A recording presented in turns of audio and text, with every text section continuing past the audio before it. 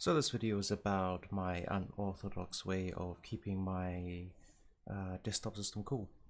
So I got an HTPC case. It's about, or actually exactly 10 centimeters wide, and that poses some cooling difficulties.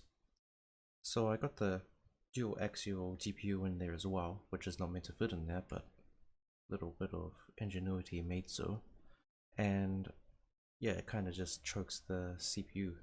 The CPU is just the AMD with a standard cooler, and yeah, I couldn't like render anything on all 12 threads because it would just exceed like 90, and if I let it would just keep going.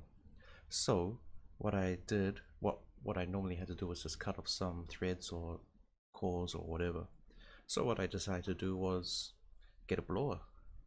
So this blower cooler is total 2.9 no, yeah, 2.9 centimeters or 29 millimeters in height. It can get up to about 5,500 RPM, and it cools really well.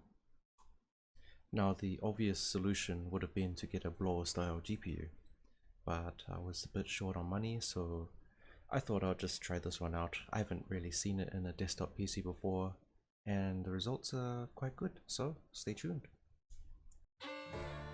So I thought I'd just show you some kind of B-roll shots of me just doing stuff to the computer. If you want, you can skip forward about another couple of minutes to see the benchmarks. So what I did first was I used liquid metal. Because the IHS is just nickel and the actual cooler is copper, you don't really meet any difficulties when using something like liquid metal. It's just like, what do you call, gallium, and it plays really nice with copper or copper alloys like nickel. So in this situation I thought, yeah, why not, we'll just try for the best kind of cooling solution, cooling heat transfer possible. So yeah, my initial application of liquid metal was, I guess, not the greatest, as we'll see later on in the video.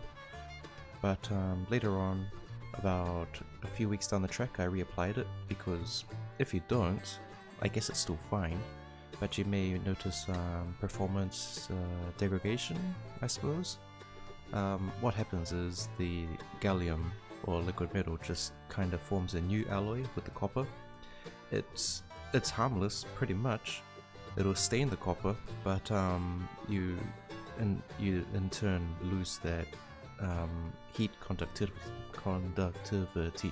long words. You lose your heat conductivity. So another reapplication is all you'll need. So I'll just say 1 or 2 months down the track, just reapply again. Don't use this on aluminium or whatever, aluminum, because yeah, gallium just really likes to chew away at that. You'll have nice holes in your cooler, not instantly, but over some time. And yeah, it's not really nice to clean. Now apologies, the camera I was recording with was an alright camera, but the lighting of my kind of workbench at the time was horrible, so you can't really see how I apply the liquid metal, but it does in fact spread all over the IHS and the bottom of the heatsink. So don't just think I'm leaving big blobs of liquid metal all over the place. No, that's not the case. So yeah. Now a bit of a disclaimer, because liquid metal is traditionally used between the actual die, the CPU die, and the bottom of the IHS, it's relatively safe. It won't really leak or anything. But I found, just through trial and just being totally scared, that you're better to just, spread it on the IHS, spread it on the heatsink, sit it on first, and then lift it up and see if any blobs have, spilled over to the side. Because on my second application, I did in fact get some liquid metal seeping off the CPU and kind of wanting to get inside the socket, and that is a big problem. So yeah, so again, what I just suggest, apply it, stick it on, just apply a little bit of pressure, lift it off, don't wiggle it off, lift it off and then see how it goes. If it doesn't spill over, then good. Put it back down, tighten it, and you're away. Laughing. Haha.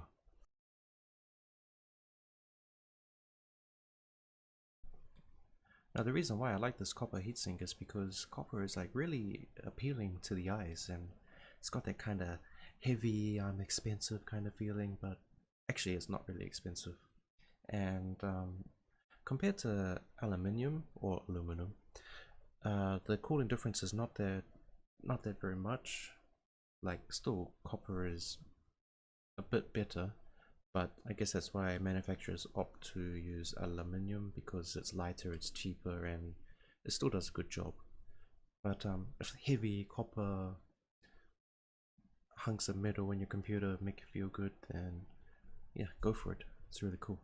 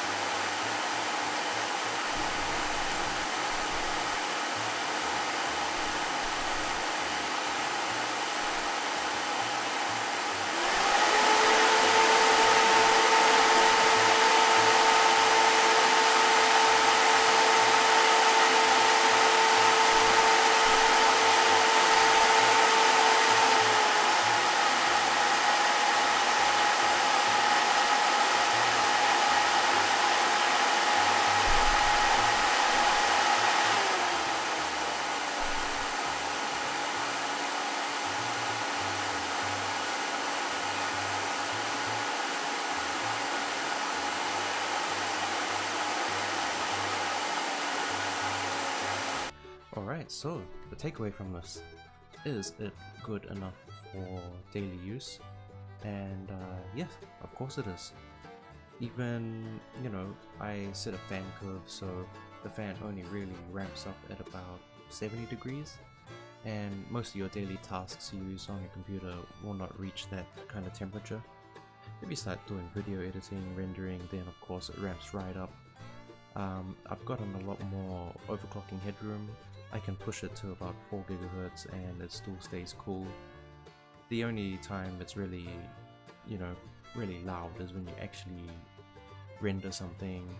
If you're playing a game, it's fine. The GPU still chokes the CPU a little bit, so then the CPU gets hot. It's kind of like a water loop, you know? The whole temperature in the case just normalizes. So the GPU might be 70 degrees, the CPU might be 70 degrees, and so on. The idle temperatures, let me just bring them up and double check, but I think it was around 47, 48 degrees. Okay, it's sitting at about 52, I guess, and that's really good. The I got case fans on there, but they're just spinning really slowly. Even now I can't really hear the fans. So yeah, this is just a cheap alternative to a blower style GPU on your computer. You want to get rid of a lot of heat, then this is the way to do it. And I guess that's it. Like and subscribe and all that things. See you later.